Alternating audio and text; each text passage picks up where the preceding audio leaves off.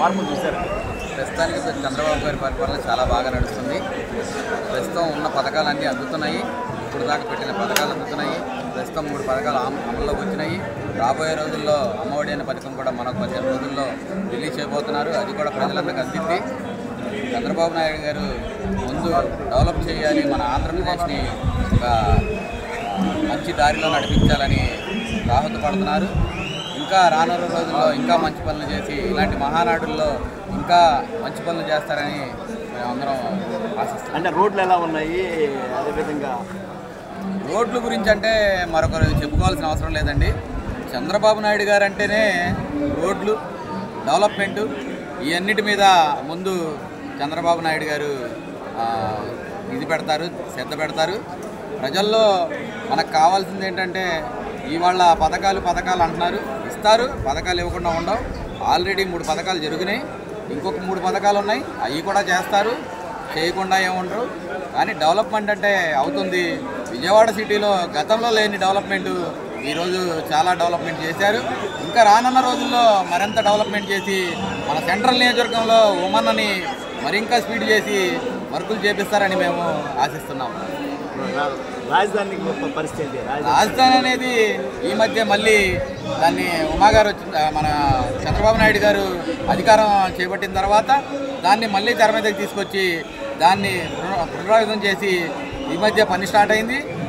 ఈ 2-3 సంవత్సరాల్లో రాజధాని అనేది కూడా ఇదైపోయింది. నెక్స్ట్ ఉన్న పరిస్థితుల్లో ఐటీ రంగాన్ని కూడా మన ఆంధ్రప్రదేశ్కి బాగా స్పీడ్గా తీసుకొస్తారని మేమందరం ఆశిస్తున్నాం. ఉపాధి అవకాశాలు ఎలా ఉన్నాయి? బాగానే ఉన్నాయండి. అందరికీ బాగానే ఉన్నాయండి. గతంలో ఇసుక లేదు, ఇప్పుడు ఇసుక ఉంది.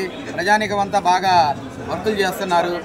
ఏ రోడ్డుకి వెళ్ళినా ఏ టాపీ వర్కర్కైనా 1000 రూపాయలు జీతం తెచ్చుకునే పరిస్థితి ఉంది. గతంలో సెంట్రల్లో చూస్తే టాపీ వర్కర్లు కూర్చొని ఖాళీ లేక జగన్మోహన్ రెడ్డి చేసిన పనులకి ఇసుక లేక చాలా ఇబ్బందులు పడి టాపీ కూలోళ్ళు అయితే మరీ రోడ్ల మీద అడుక్కునే స్టేజ్కి వెళ్ళారు గత ప్రభుత్వంలో.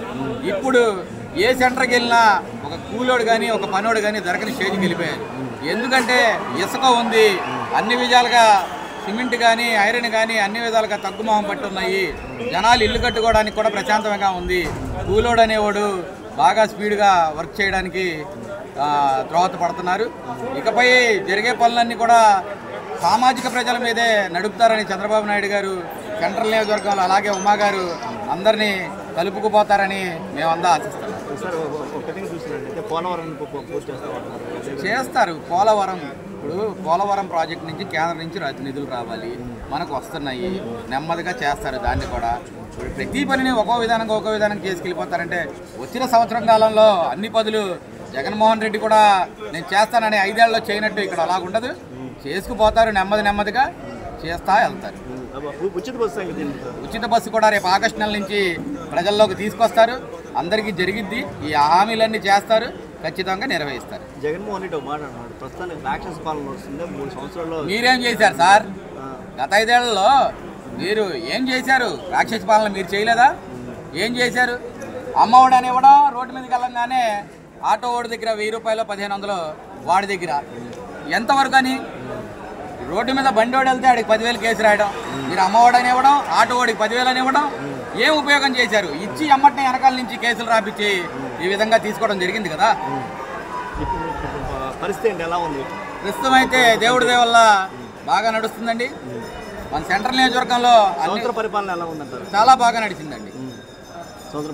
పేద ప్రజలైతే అసలు చంద్రబాబు గారి ప్రభుత్వం వచ్చిన తర్వాత చాలా ఆనందకరంగా ఉన్నారు, చాలా ఆనందపడుతున్నారు.